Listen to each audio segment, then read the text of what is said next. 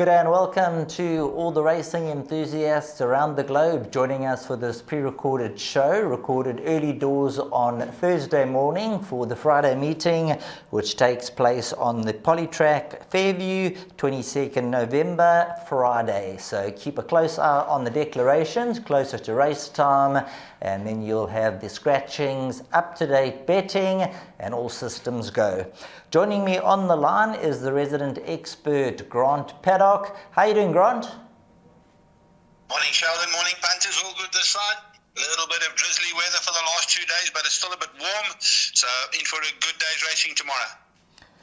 Right, let's get kicking in the first race where they are betting even money number 7, Serendipitous, number 8, Fantasy Girl at 18-10, and those two seem to rule the roost. After that, you can get 7-1 about number 1 and Action. 12:30 is the carded off time for race number 1, and let's just have a look, see the favourite, Serendipitous, number 7. This is from the Kelly Mitchell stables, run second in 2 out of the last 3 runs. And you're going to give us a little bit more insight on the daughter of Captain of All, Grant? Yeah, and it looks like they found the right kind of a race for her. Only concern is the 8 draw, but it's a small field. She shows a lot of gate speed. She'll be up there. Fantasy Girl, obviously, cutting back to the 1,000. Probably going to be her biggest danger, but she does hold her by a kilo at the weights and a beating last time out. Those two do dominate. I have got respect for And Action. He's back with the Kelly Mitchell yard, having a short stint with Alan Creef.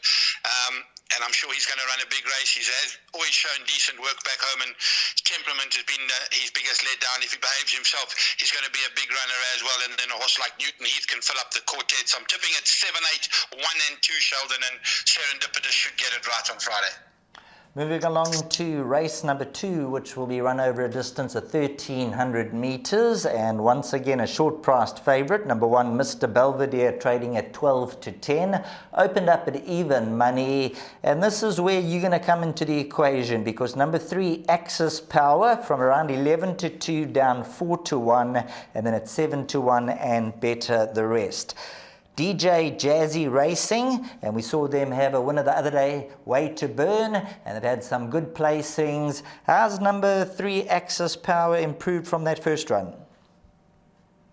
He's improved a hell of a lot, but it is first run on a poly. I do feel he needs a bit further, this horse. I think he's bred to go a mile plus, and I think you'll see the best of him when he gets back on the grass in December and early of next year.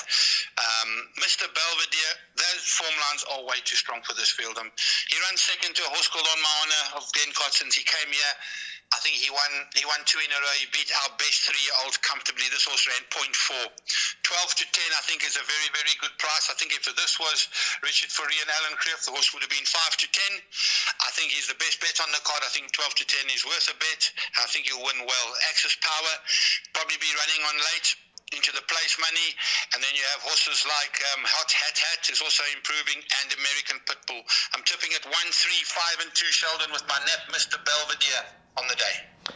Well, there you go, Mr. Belvedere from even money now gone 12-10, and might just go a little bit bigger, maybe 14-10, and then you can get stuck into Mr. Belvedere.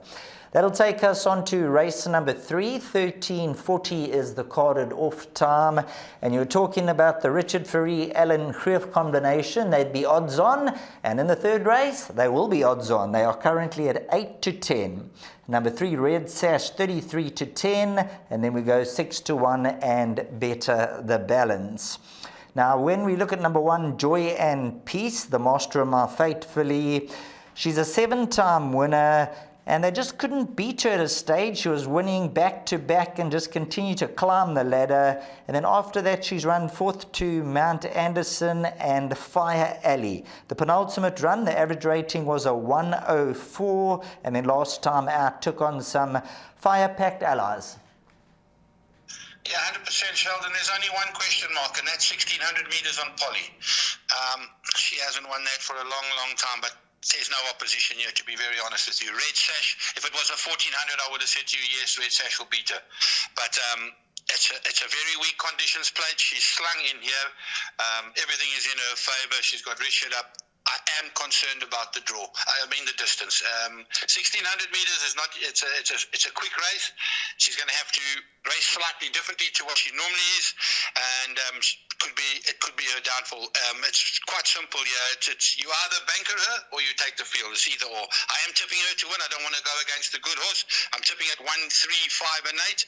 But players who are a little bit more wary, I would go the field here and look for a result in the pick 6.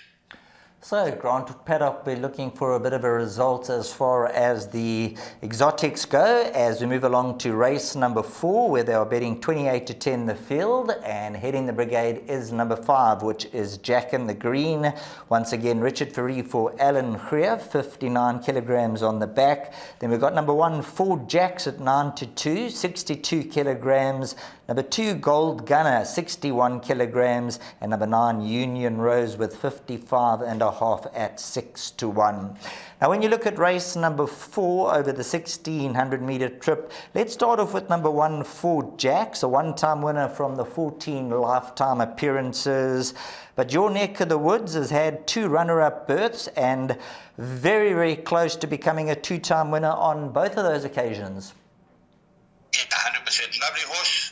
Polly, question mark. That's the one question mark. How's he going to go on the surface? He's got a good draw, which is in his benefit. He is lumping 62 kilos. This is not going to be easy. He's a kind of horse that races from just off the speed, so he should be okay with that, with a decent draw. Gold Gunner from the Sharon Cotton Yard's done absolutely nothing wrong. A very, very smart horse from the pole position 1. I think he's going to be a very big runner. I see there's been early money for meat at the Windsor. Super in and out. You never know where you are with him. Jack in the Green, always there and thereabouts. He's had 2 fair post maiden runs.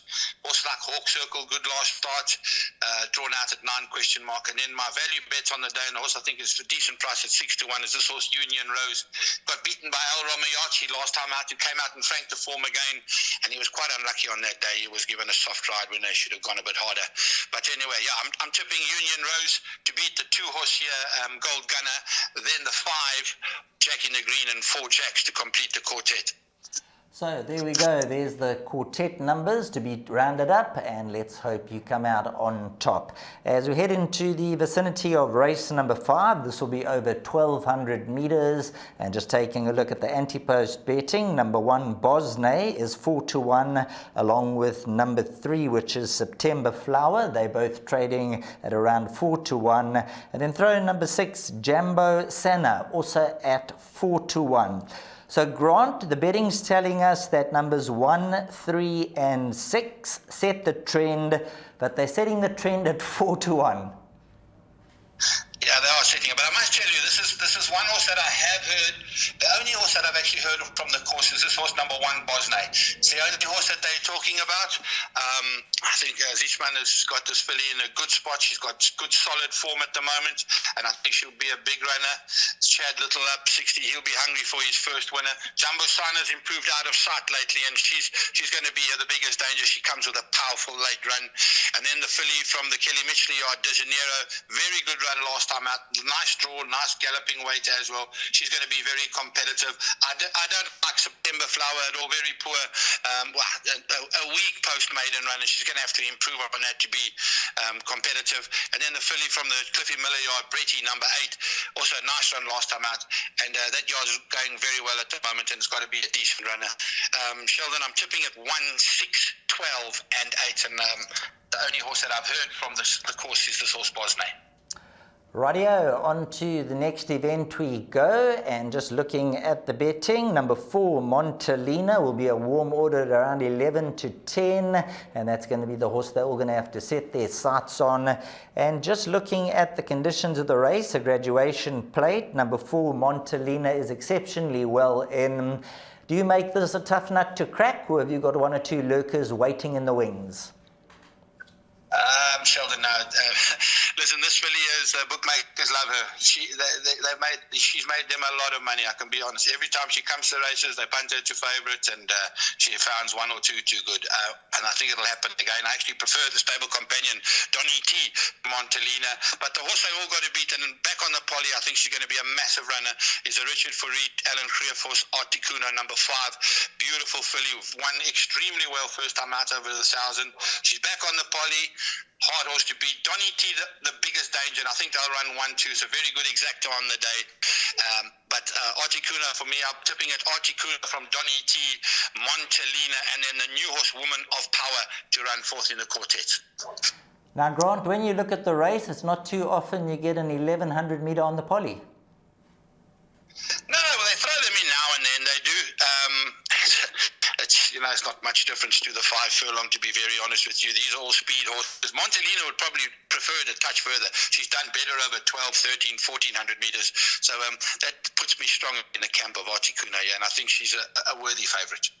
That'll take us on to race number 7, which is the Glendore Sprint. Open, non-black type, no allowances, contested over 1,000 meters.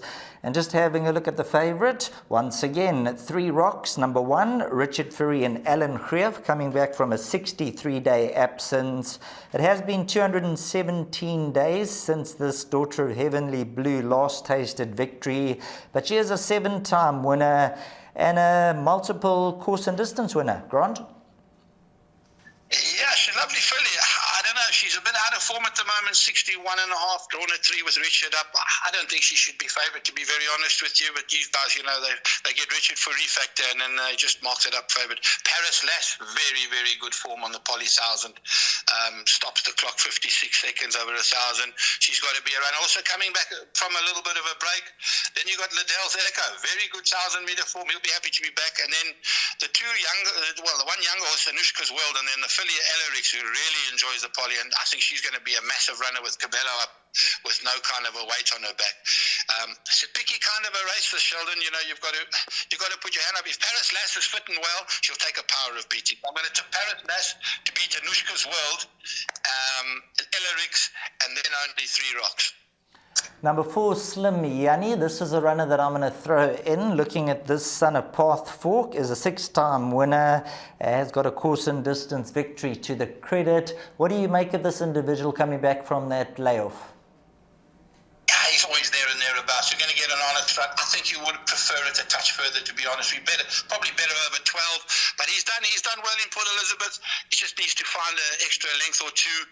He has come down in the weight, carrying a half decent weight as well. So you could expect a quartet kind of a run from Slim Yanni, as well as Liddell's Echo. He's always there and thereabouts as well. But Slim Yanni's got to have a small chance. That'll take us on to the next heat, and just taking a look at the current betting, they have number 5 Arturo trading at 11-2, so I suppose that tells the tale of the tape. 11-2 the field. Number 10 No Greater Love, 11-2 from 6-1. Number 12 Lucky Spirit and number 13 Charlie Malone are both at around 7-1, and after that you can pick your price, the rest of the runners. Now, race number 8 over 1,200 meters. If the guys were looking to have a little bit of a each-way bet or a place bet, what would be your guidance in race number 8? What bet would you advise for the punters out there, even a quartet perhaps?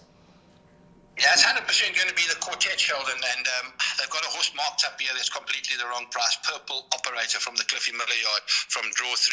2 runs back. I think he ran at the merit-rated 86 level. He's down to a 74, down in class. Massive runner, and he's my strong first choice, there's no doubt. Then another horse, probably your second horse for your place, for your quartet roving banker, Charlie Malone, doesn't know how to run a bad race. Chase Mujan, and Chase is really riding super well at the moment. He's definitely going to be my second choice. Those 2 will get you through the place accumulator, by the way. I don't have any place for Arturo. They marked him up the normal Richard for refactor as favourite. I do like a bit of Notorix. Over 1,200 meters with Chad Little up, he comes with a power late run. I'm not too concerned about the draw. He'll be there and thereabouts. And then Revilius, No Greater Love, Lucky Swiss World, those kind of horses are all quartet horses that need to go in. And nice race to finish off the day, but I really do like the Hollywoodbets horse, Purple Operator, and I'll take him to win and win well. I'm tipping at 4, 13, 1 and 9. Well, Grant, I'm certainly in your corner, and the 8-1, like we say, is not going to last. So get on as quickly as possible. I think come race time, closer to 4-1, so half the odds about number 4, Purple Operator. 5-time winner, unbeaten course and distance, and looking at the poly form, all 5 victories on the poly, so a lot to like about number 4, Purple Operator. So the 8-1, Grant, we're going to have a bit of a go there. There's no doubt about that, Sheldon. Completely the wrong price, and I do suggest they have a bet. Right, we've gone through the race-by-race selections. It's now time to give you your suggested bets for the day. So if you wouldn't mind just going through for all your fans out there and all your legion of followers and point them in the right direction. Thank you very much, Sheldon. The best bets on the card, race 2, number 1, Mr. Belvedere. The value bet, race 4, number 9, Union Rose. And the suggested bets, the place accumulator goes as follows. We're going to open up with Banker 1 by 135, by 2, 5 and 9, by 1, 6, 12, by 1 and 5, by 2 and 6, by 4 and 13 for 216 Rand. Well, there we go. Grant Paddock, he's given us his suggested bets for the day, and hopefully you've listened carefully, race by race, and hopefully we'll come out on top. Thank you very much, Grant, for your valuable time, and let's hope that the horses will do it for us on the poly track. Yeah, thank you very much, Sheldon. Good luck to those punters tomorrow. Goodbye. Super, thanks very much to Grant Paddock on the line, and he certainly points the punters in the right direction more often than not, and hopefully no different this time around.